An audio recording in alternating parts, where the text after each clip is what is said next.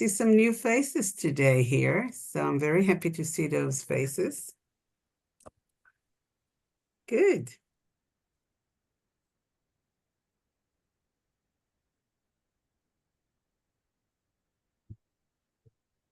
So you can choose the language if you want to choose the Spanish or the Russian or the Hebrew language translators. Otherwise, please also choose the English. Otherwise, you will not hear me as well as you want to. So this is also something to choose.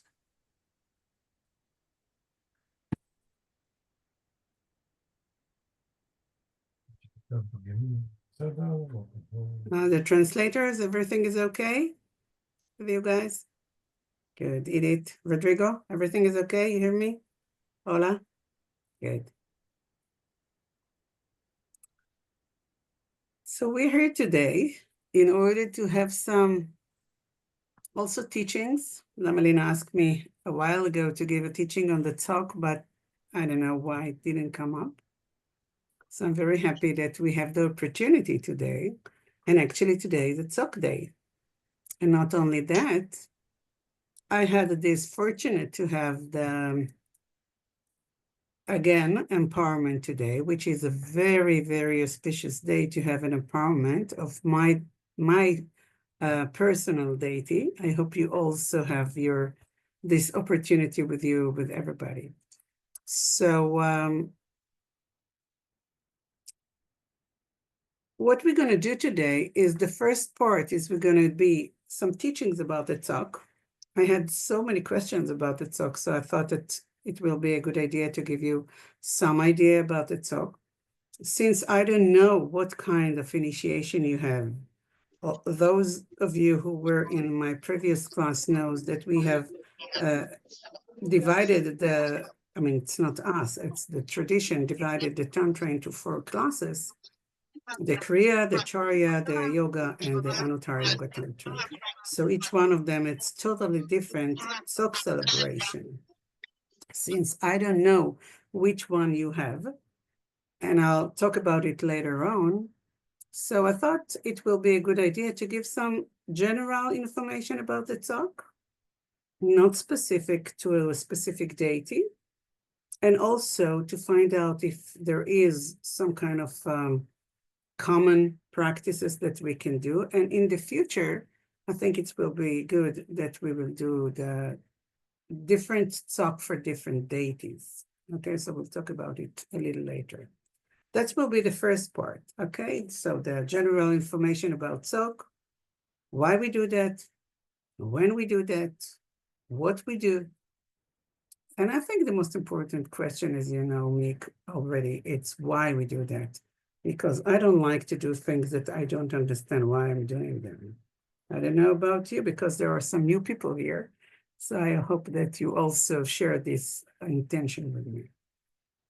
And then we'll have some very short break, and I'll move to another room, to my meditation room, where the Tsok has been prepared.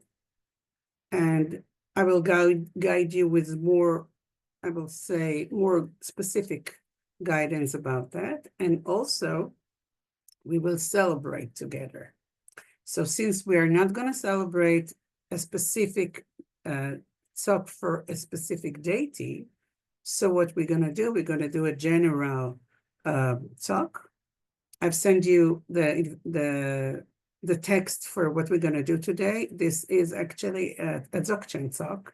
So if you're a student of Lamalina, so you already know that, because if you were in one of her retreats, so you know that usually we do a Tsok and then we're using this text. So it's good to be familiar with that. So as always, we'll start with the lineage prayer. And I just want to share with you that you already know that as Lamalina students, although there are many, many Guru Yoga and Bodhicitta and Refuge Prayer, we always go with what she is doing. So you can join me. Just feel that you are connected into the lineage through the person that you feel connect you to the lineage. You don't have to do it as I do it. You can do it the way you want to do it. Chöku'i doje sembagirab doje down. Chere singiva dushing nabde. Dedang ma tsongta tutu sumchi. Zokchen chuperamala sova. Ogien pema junela sova.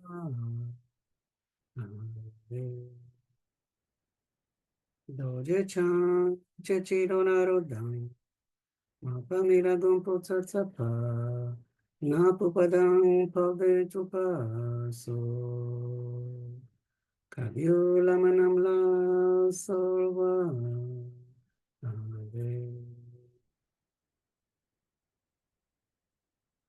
Yelugna manamla sova.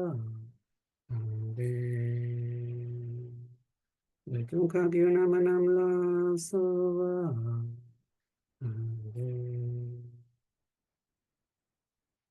Lamalina namanamla sova.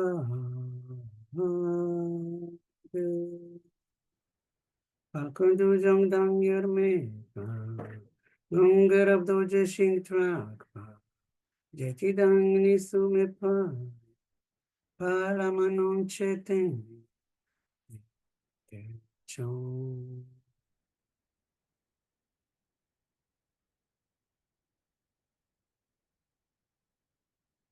So now, I just want to verify something is weird here. Okay, I have to switch to English for some reason. Okay, it's English. It's a reminder, you want to switch to English if you want to hear it in English. So what is a Tsok, actually? When we talk about Tsok, Tsok is a word in Tibetan. In Tibetan, it's meant gathering. That's the word, the meaning of the word, the translation of the word is gathering. So we gathered here together to celebrate the Tsok, to celebrate something, what we want to celebrate and why we want to celebrate anything at all. So we're gonna discuss the meaning of this, sometimes we call it ceremony, sometimes we call it ritual. And also, I would like to suggest that you can call it life. Because if you are familiar with the idea that Lama Lina always bring together, that the Dharmakaya, Sambhogakaya, and Nirmanakaya are always together, and we are in the Sambhogakaya and the creativity and the life and the liveliness of creativity. So aren't we always in Tsok? I think it's a very profound idea that we need to cook that before we go into the regular one. So we'll go over the information that we want to do that is more easy to understand. So I want to start with something that might be very, I don't know, for some of you will be very common to or knownable. So when we do Tsok, there are a few things that we want to look. The first thing is the time. When are we going to do that? This gathering and ceremonial gathering. The place is where we're going to do that. Whom are we going to do it with? Our fellows, our practitioners' fellows, our Vajra and sister brothers. What are the substances that we're going to use and why? And what is the ritual itself? And what is the necessity that we need there? When we talk about the time, some people have the idea that in order to have Tsok, we can do it either on the specific days that are already being defined by the tradition, which is usually the 10th and the 25th of the lunar a calendar. I already sent you in the past the link to this app that you have the following, when is those days are happening, but I want to give you another idea, okay? So we're gonna do it. Today is the 25th of the lunar, and today is actually the Dakini day. The reason there is on the 10th and the 25th is because of the situation of the moon. Because some say that the moon affecting our channels, affecting our lung, affecting our energies. So we want to do specific ritual on those days. I like to do it on those days because there is something special that you know that all over around the world, all those practitioners who practice with you are doing the same thing, although it's not the same hour because of the time differences, but usually you do it at after 8 o'clock or 7 o'clock in the evening. Sometimes you do it in the morning. I'll talk about when you're doing that in the morning, but usually you do it at the evening after sunset. So when you do that, there is a strong energy, although you don't see those thousands of people who do that, we do that together. So the 25th is the Dakini day, and the 10th of the lunar cycle is the Guru Rinpoche day. For those of you who have Anuttara Yoga Tantra, you follow those commitments to do it on the 10th and the 25th. And then something happens inside of you when you do that. We'll see that. I hope that you're going to feel that by the end of this evening. So this is the time, but other times as well. If you are practicing Kriya Tantra or Charya Tantra, you also have the opportunity to work, to do the ceremony, the Tsok, on full moon or dark moon. Dark moon, usually you practice the Tsok of Yamantaka or the Dharmapalas, and the full moon is usually you're going to practice that for Medicine Buddha or sometimes Tara. So on the 10th and the 25th of the lunar, you see it's half moon. It's either waning or declining, but it's still half moon. So we already see that we have 4 or 5 occasions to do the Tsok gathering. So why we do that? Why do we want to have this special opportunity to have the gathering together? If you have received the Yoga Tantra or Anuttara Yoga Tantra initiation, empowerment, you already know that some of the gurus, some of the lamas are giving a commitment, a samaya, that you want to keep those days, and you promise to the teacher, to the lama, that you're gonna do the full sadhana and the Tsok sadhana, because sometimes it's different, on those 10th, on the 25th, on those Tsok days. And if you think about it, even if you're Christian or Catholic, you have something very ritualistic, for example, going to the church on Sunday. Why you go to the church on Sunday? Why, for example, Islamic are doing 6 times a day, or even they have their holidays, which are on a specific day, by the way, also on the lunar days. Because we want to keep something in our mind as a stream. Remember, one of the words of Tantra is stream. We want to keep the stream going on again and again until you are reaching the infinite enlightenment, hopefully. So, why not to do it every day? We're talking about the time, remember. Why we do it only on the 10th, on the 25th. So I want to give you an idea. okay? For example, I'm Jewish, so we have what we call Shabbat evening, which is on Friday evening. So we have a ritual in the Jewish tradition. We have a ritual on Friday evening. We called it, entering the Shabbat into our life, but I call it a Tsok.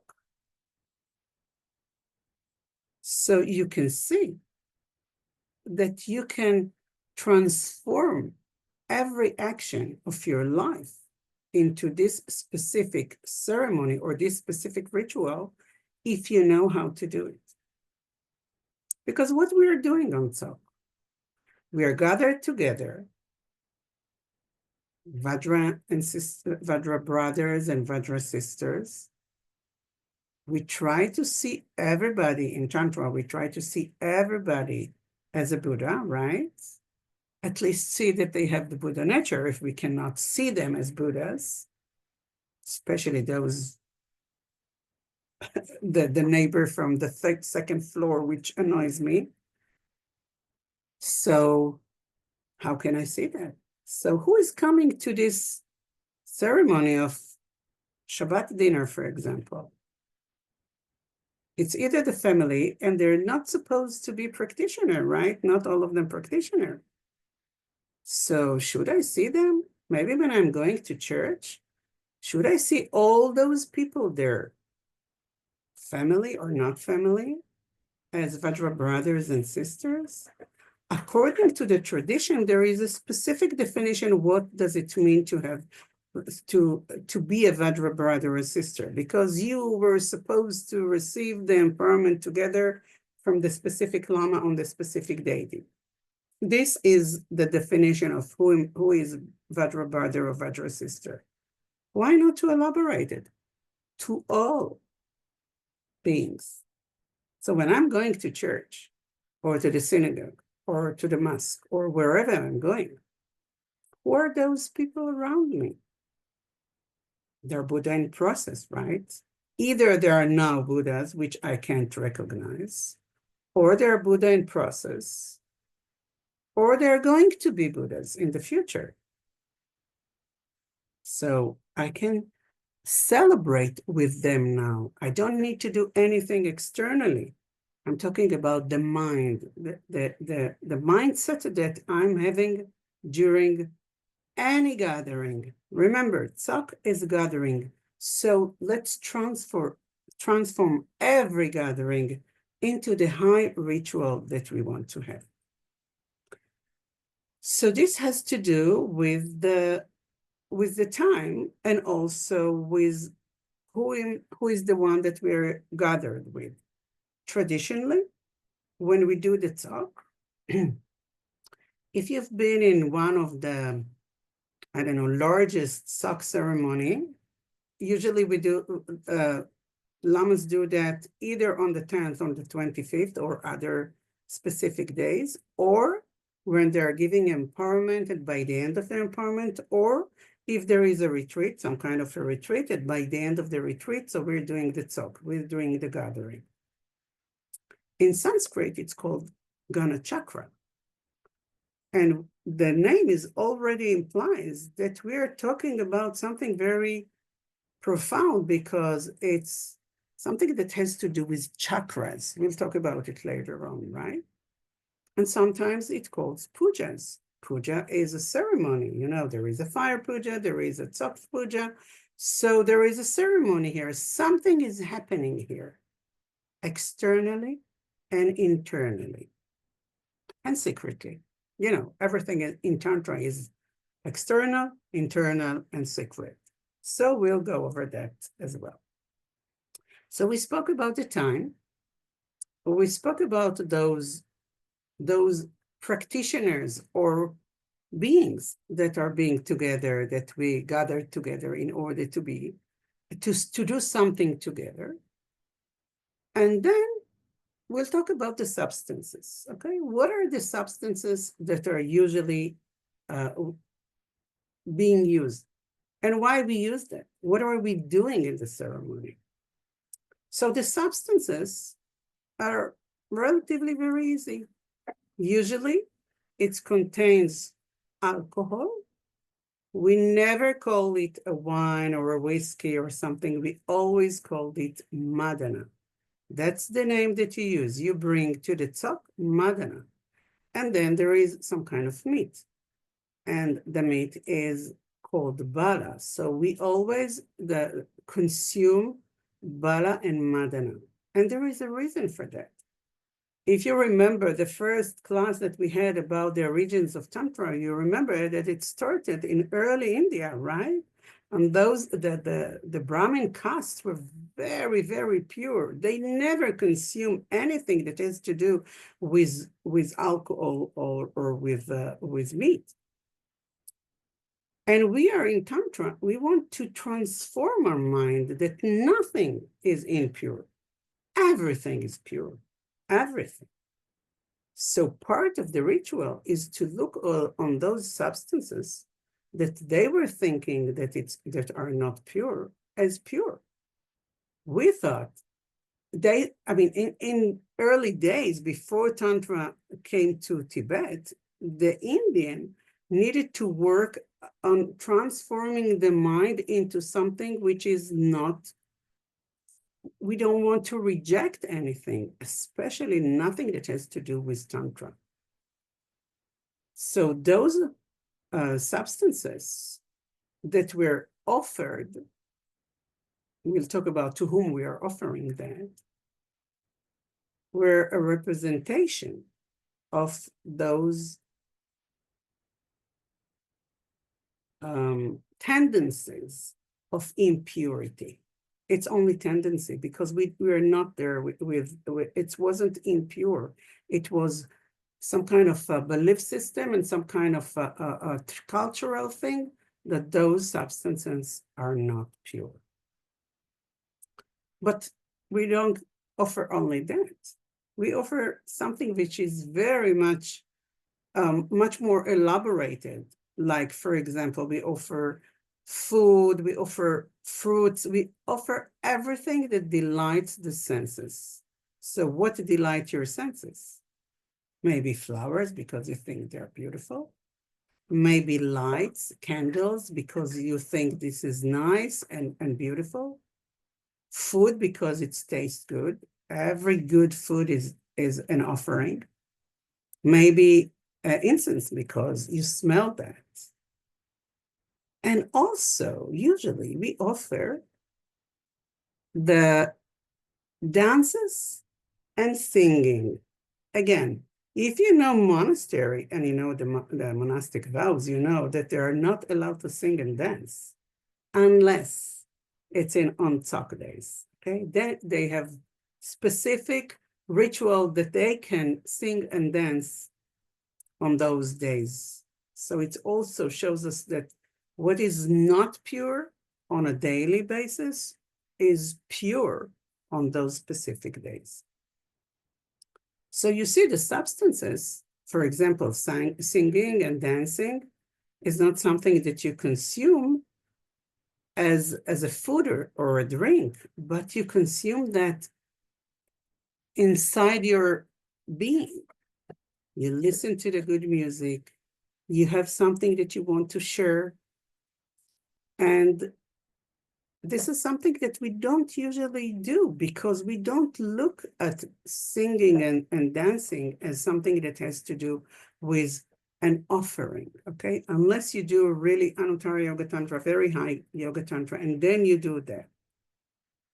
Also, in some of the lineages, not in all lineages, in some of the lineages, another offering was made. Those of you who are familiar with karma yoga, so they were doing karma yoga within the Tsok. That's why ceremonies like Tsok were secret. I don't know if you know that.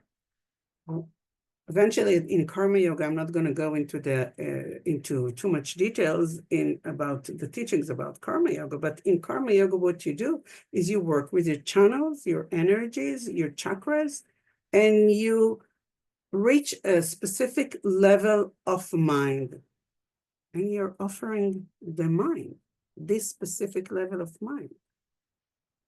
So you can do it either in karma yoga, or you can do it in deep meditation, or if you're a high-level practitioner, you don't go into the deep meditation, you live this high level, this state of high level accomplishment that you have realized.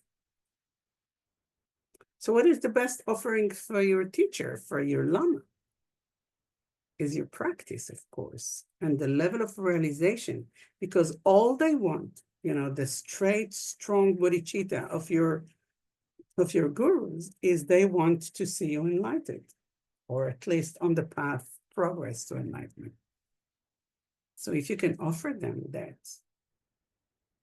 in the Tsok, in the Ganachakra, if they're present, it's going to be great.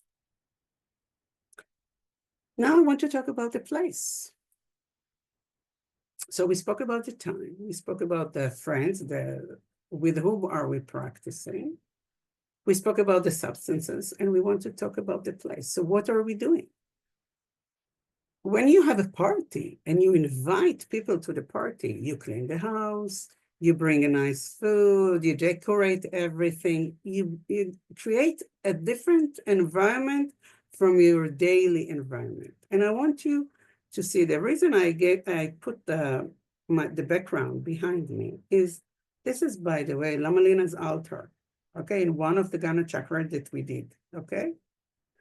So it's different, right? You saw her in so many teachings, and you saw her background when she was in San Francisco, not now when she's teaching in New Orleans, but you know that it wasn't the original background that she had in her house, right? But this was something very special. So we want to create the environment special. If you have on your daily basis, you have an altar and you're practicing the Tantra with your altar, that's great. But on a Tsok day, you want something which is much more elaborated. Later on, we'll go to my meditation room and I'll show you how I prepared today's Tsok, okay? And by the way, I did it not an elaborated way because I want you to be able to do it on a daily, or not on a daily, but in every house that you have. When you have a ceremony, you have a Tsok day, you can do it. You don't have to go, crazy and shopping and everything to do that. So you want to decorate the place, you want to clean the place, you want to be in a clean environment. You feel nice when you have a nice place that you already prepared to somebody to invite them. Even if you're doing it only by yourself, you're not gathered with other people, still, it's a nice place. I can tell you, well, actually, I prepared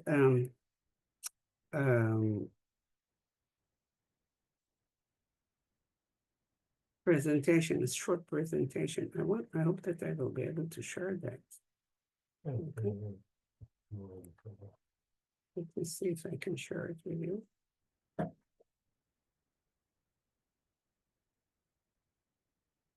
For some reason, I can't share. Okay. Can you see it?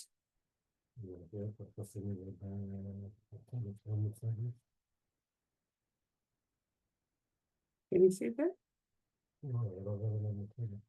For some reason, it doesn't go through.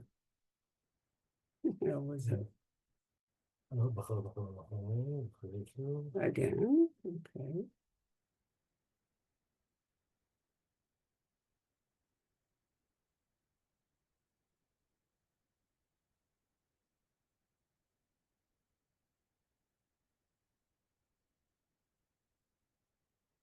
Okay now?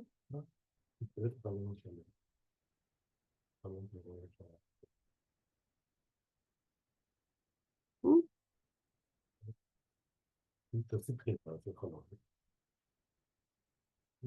Okay, we'll see that.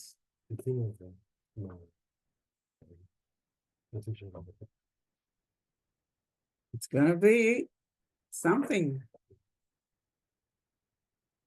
This is the Zoom. Good.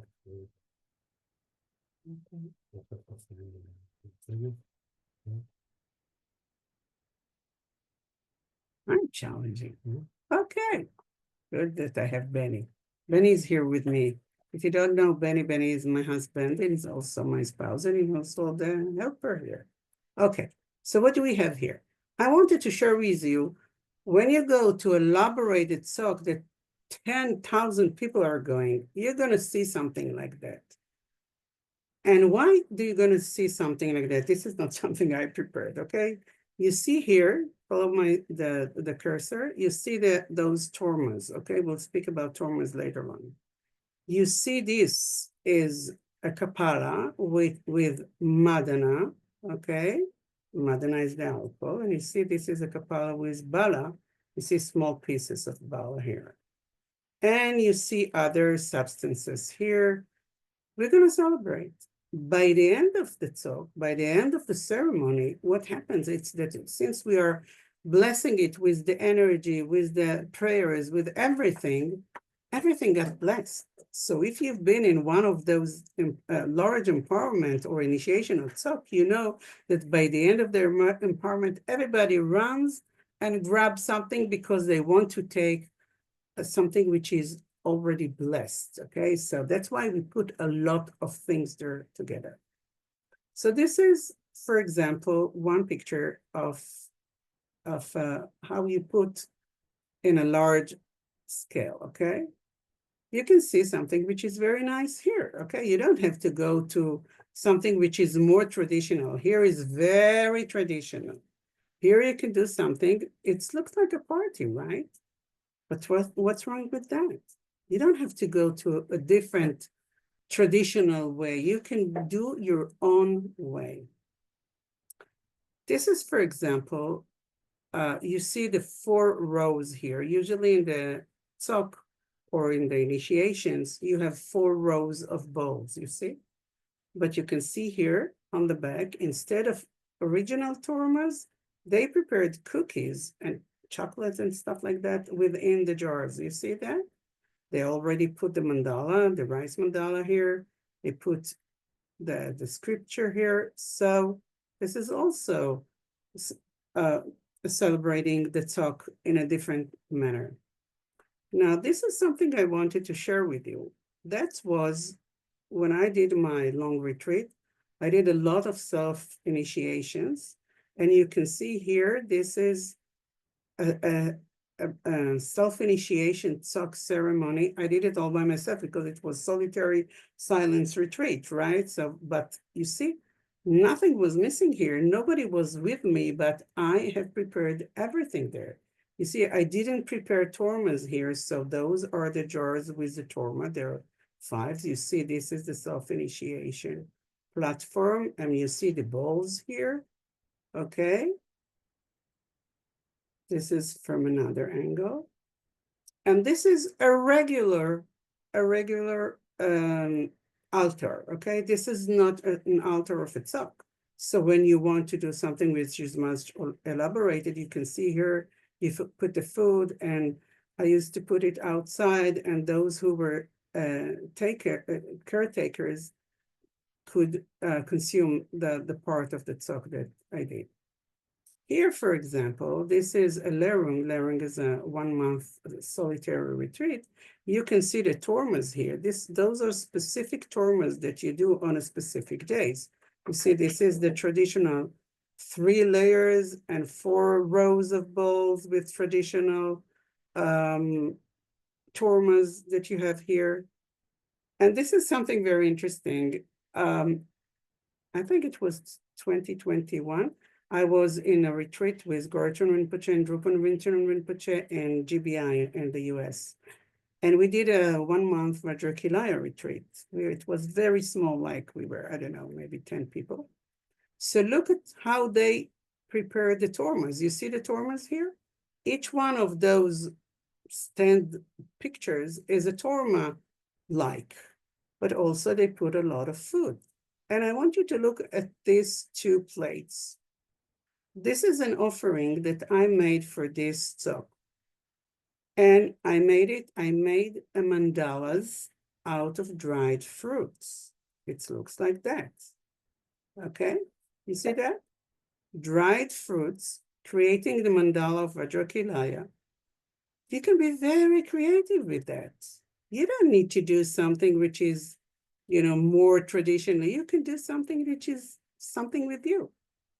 And then in the ceremony, I was offering that to Garchen Rinpoche and Drupal Rinchen Rinpoche. And I think we can see it here. Listen to Garchen Rinpoche.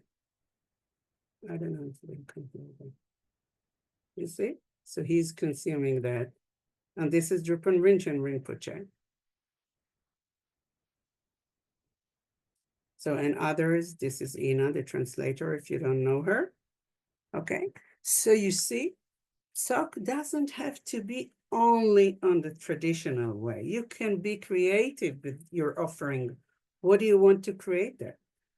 I remember in one of my retreats, I created a very elaborated tanka, okay? And that was my offering to my Lama on this specific day. It was a painting. What do you want to do? Substances, it's not only food. I know that people think about it. I think it was 2 years ago, or maybe 1 year ago, I don't remember. We were with Lama Lina in Wissen, in Germany, in retreat. So by the end of the retreat, we did a Tsok. And then on these Tsok days, what happened is that everybody was singing and dancing, and that was the best offering that we could offer her because she liked it so much.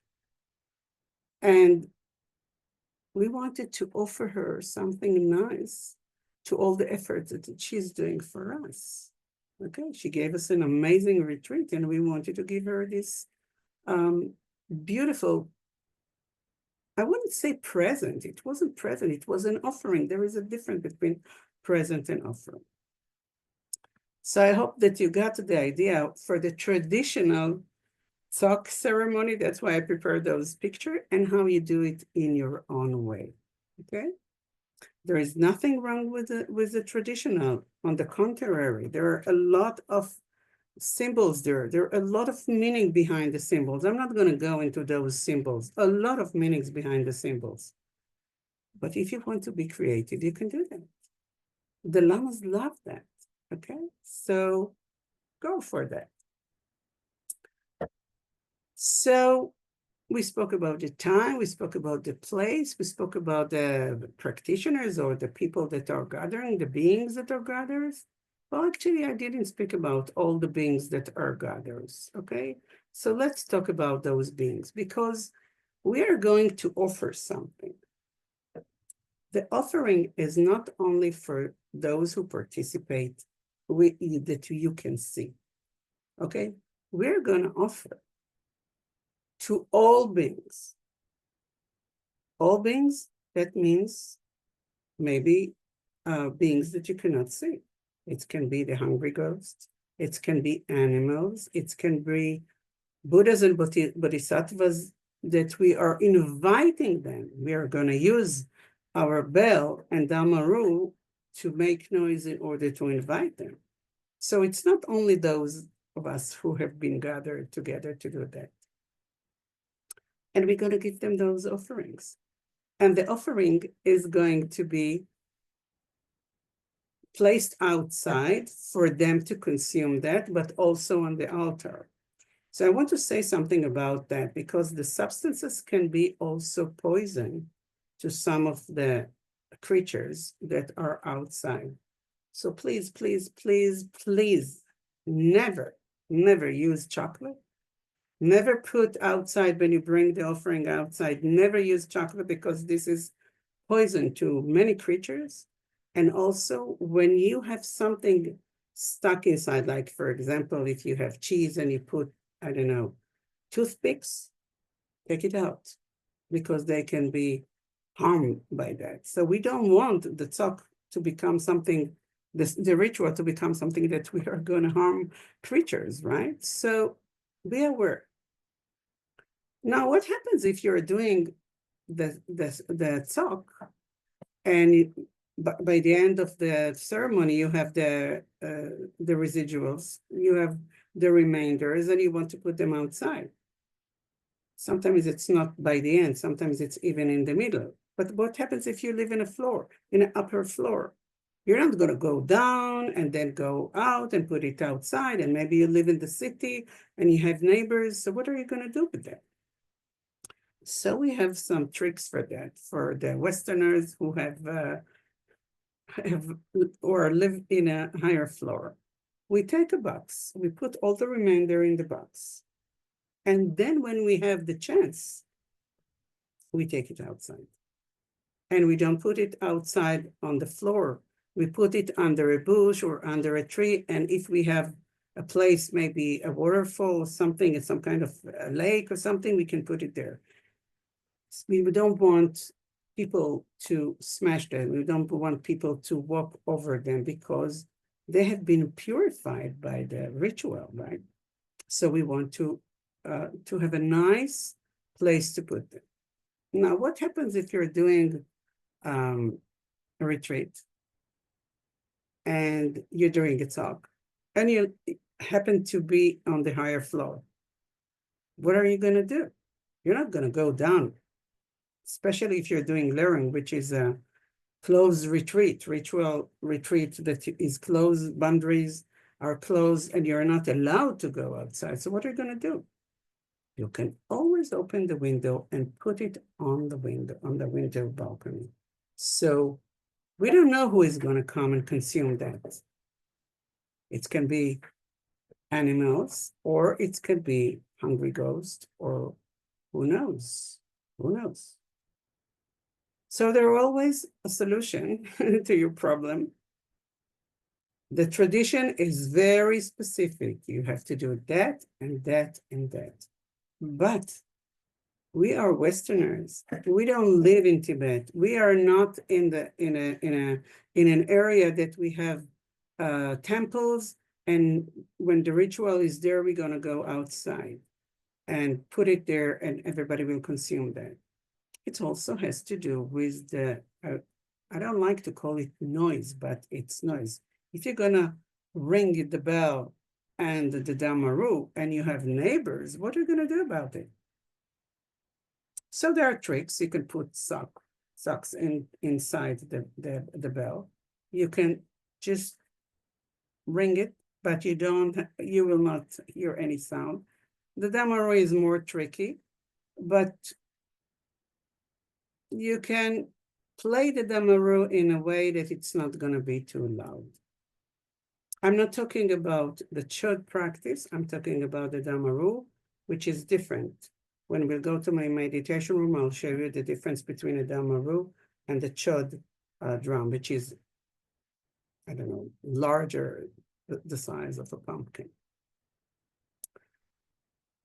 So we have the remainder of the substances. So now we're going to go to the ritual. Until now, we just spoke about the outer things that needs to be prepared for this. So now we go to the ritual. Why we do that? Let's say that we already prepared everything, that everything was beautifully prepared, traditionally or creatively, whatever you want, okay? Why do you think we do the Tsok? If you read what the letter I sent you, you saw that the mindset there is very elaborated. It was interesting because I don't know which one of you saw yesterday's Lamelina's teachings. So it was beautiful because people asked her about Tantra, and she said, yes, Tantra is something very important because you gathered a lot of gewa. Also purification, but a lot of gewa. Of course, if you are able to stay in Trekcho and you're there and it's very, you're a strong practitioner of Dzogchen, so Tantra, this talk is not for you. But if you're like all of us, most of us, okay, unless you're a Chikchawa, which I'm not sure if you're here, so we want to do something that creates a lot of gewa and reduce the amount of dikba that we're already accumulating again and again. So there is a reason why we do it in this specific ritual. Because when we go into this specific ceremony, the mindset is very important. Usually what we have people who have the same deity, and they practice the same deity, for example, Chöku'i or Vajrayogini or Yamantaka or Tara or whatever deity you're practicing. So they're gathered together, either on the Zoom. Now we have the Zoom. We didn't have the Zoom back then, so we had to travel. I used to travel 3 hours to have the Tsok ceremony in my Sangha twice a month, sometimes 3 times a month. And then in the middle of the night, driving back home another 3 hours, and that's for 2 hours of practicing. People thought that I was crazy, you know, driving 3 hours, being there 2 hours and driving back 3 hours. I got back home by 3 or 4 o'clock in the morning, and the following day was not so good, you know, you had a jet lag only from this night. But there was something very strong being together and practice together the sadhana of the specific deity. So I don't know, how do you do that? I know that I spoke with Lela. She's not here today because she has some other obligation. And this is, again, an amazing opportunity to thank her for everything she's doing in order to help us having these teachings. Thank her. When you see her or you don't see her, send her a message. Please thank her. So I spoke with Lela. She is running the Chöku'i, for example, the Chöku'i group. So we were thinking about doing that at least once a month, Chöku'i Tsok, for those who are practicing Chöku'i. Okay? There is a reason why we do that, because we want to accumulate a lot of merit when you're practicing the sadhana. If you know that even the medium sadhana, I'm not talking about very short, maybe, I don't know, 1 verse or 1 page sadhanas. I'm talking the medium or large or long sadhanas. What you have there is you have a lot of offering. I mean, not offering that you do outside, like in the ceremony, but a lot of offering like the Argam, Padyam, and all those. So you offer to the Guru, you offer to your friends, you offer to the Buddhas, you offer to the deities again and again and again. If you understand karma, you know what's happening in this situation. What happens? It's that you are accumulating. It doesn't matter that it's in the imagination or visionary. You're accumulating, you're giving again and again and again. So you create a lot of gewa, a lot of merit, and you are practicing something which is creating this situation. The ceremony is creating that.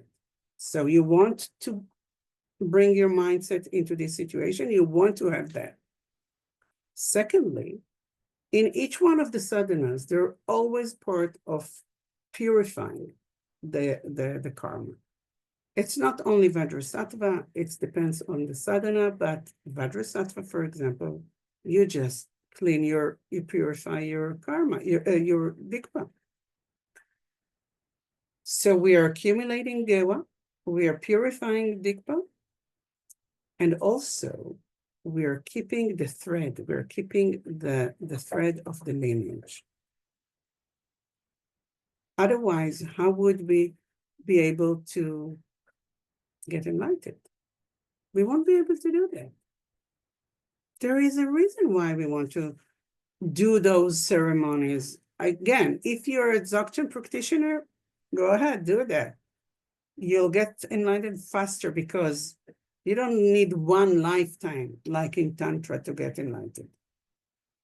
As soon as you got it, you're there, right? In the minute. Again, if you're a Chikchawa, if you're not, let's go and practice again and again. If you catch the Dzogchen, great. But there is a reason why most of us needs other practices.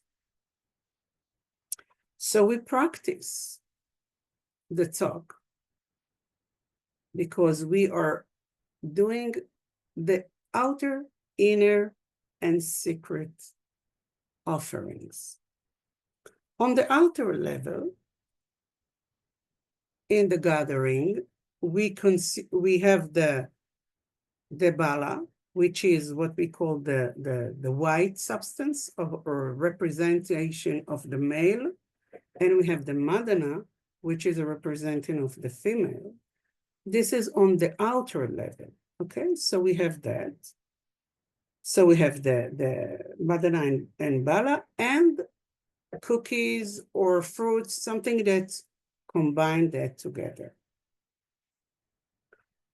Again, remember the Tantra works with symbols, with representations. They're all representation of something. This is on the outer level. On the inner level, we want to combine the compassion and bliss together. The compassion represents by the male energy. The male energy is represented by the bala. So we have the compassion gathered together, but we want to bring the bliss into it. That's what we do in Tantra. We create a lot of bliss, especially in the completion stages practices. So we bring the compassion and bliss together. This is on the inner level.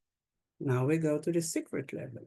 On the secret level is we combine the energies from our, I wouldn't say head, I would call the chakra here.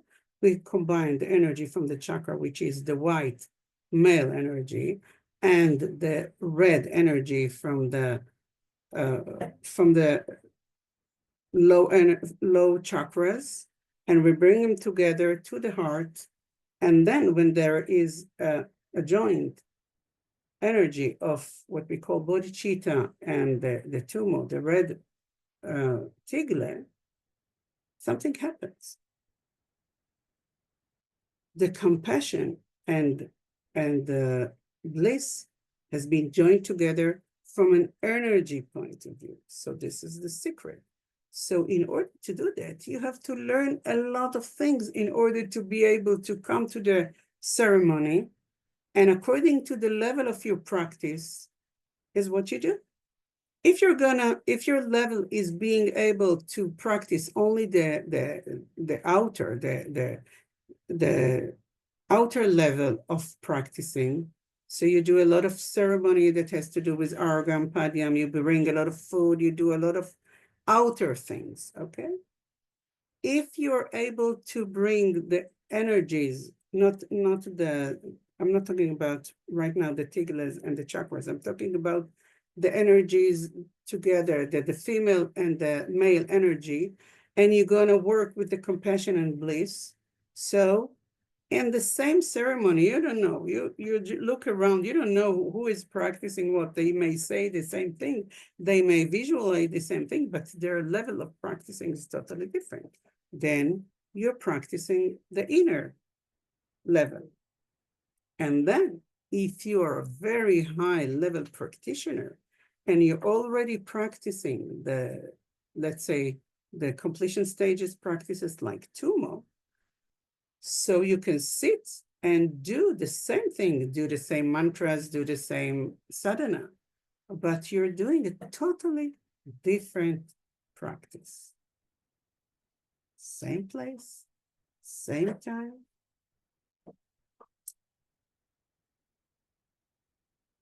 Same people around you, same external substances, but what you're practicing there is totally different.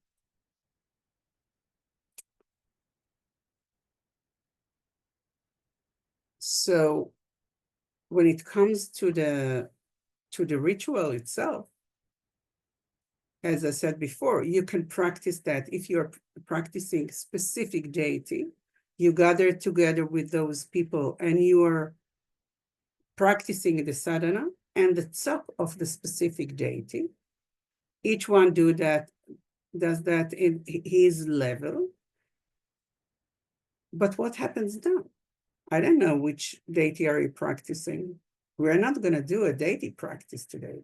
So what happens is that when there are a lot of people gathered together in order to practice Tsok, what we do is we choose, usually the traditional way is to choose the Lama Chopa. Lama Chopa is as a sadhana that's been practiced in all the schools, all lineages, and it's praising the guru, praising the lama, and usually they do the first Panchan Lama, Lama Chopa sadhana. But we're not going to do that because we're Lama Luna students, and we're going to do what she does. And what Lama Lena is doing is usually she takes a very short, I send you the link for this. She's taking a very short sadhana. It's a Dzogchen sadhana, actually. I don't have it here with me. It's down in my, no. I'll see that, just a second. So we have the concise Tsok offering verse, as you can see, it's by Dudjom Rinpoche. And you can see, I think it's about, I don't know, 10 lines or something like that.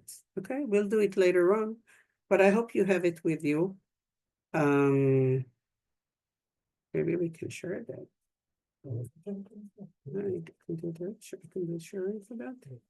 Okay.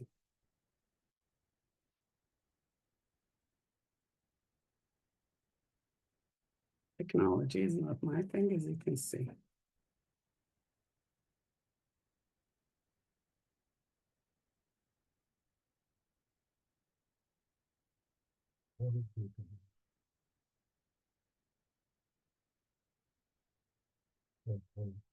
Okay. So you can see the concise Tsok offering verses. Let's go over that on the English one. We'll do it later on. The Tsok ceremony, we'll do it in Tibetan. That's the way Lama Lena is doing it.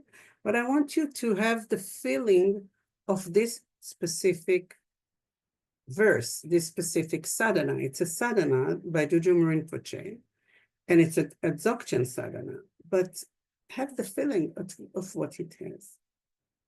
So in the skull cup, we'll see later on what does it mean skull cup, of the basic sphere of reality. We already see that we are not in a mundane reality. Something is different here. Sphere, a very elaborated, open sphere, right?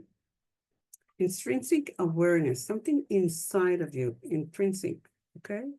Arranged as a Torma feast offering. So we already see here that we are taking a Torma, any kind of the food that you're going to do will be named Torma, and we are arranging that as the infinite open awareness. So it's a symbolic to open awareness. So when you are going to offer that, and when you're going to consume that, just feel that you're in this open awareness.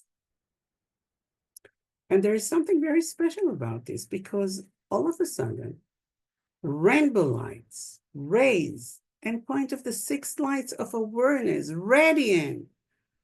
What they are radiating? Desirable qualities. What are the desirable qualities that you want?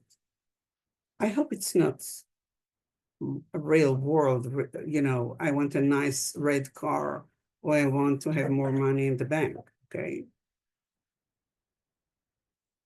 So with such wondrous, inconceivable samaya, because we are doing samaya. Samaya, as you remember, is a commitment. We are doing now a commitment.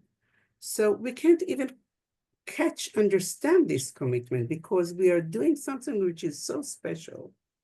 We're doing that with the deities, okay? Which deities? Deities of the 3 roots, okay? The 3 roots can be either the Buddha Dharma Sangha or the Lama Yidam Khandra, right?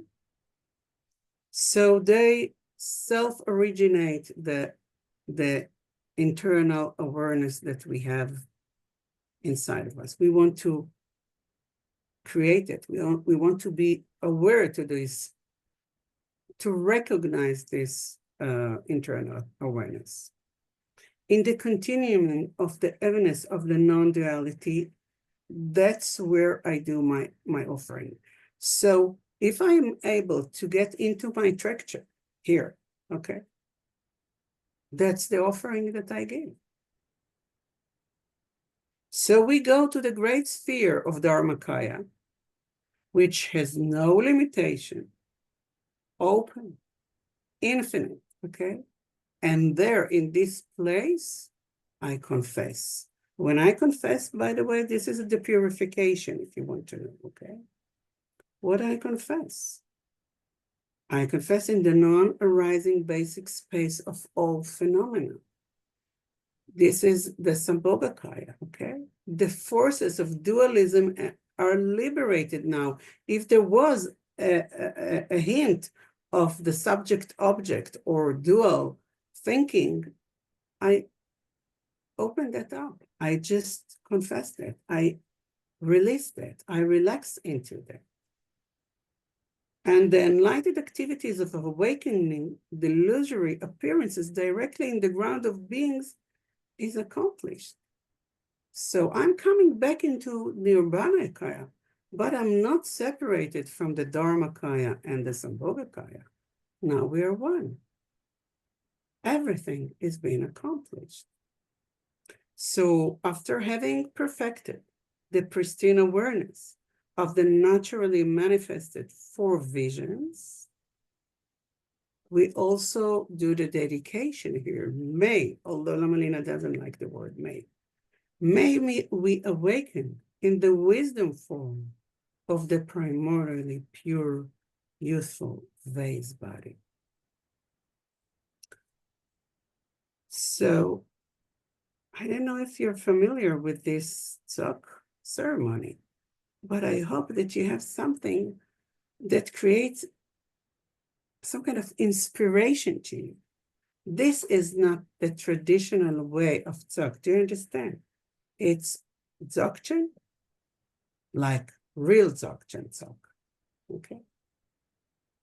So I hope you're gonna like it.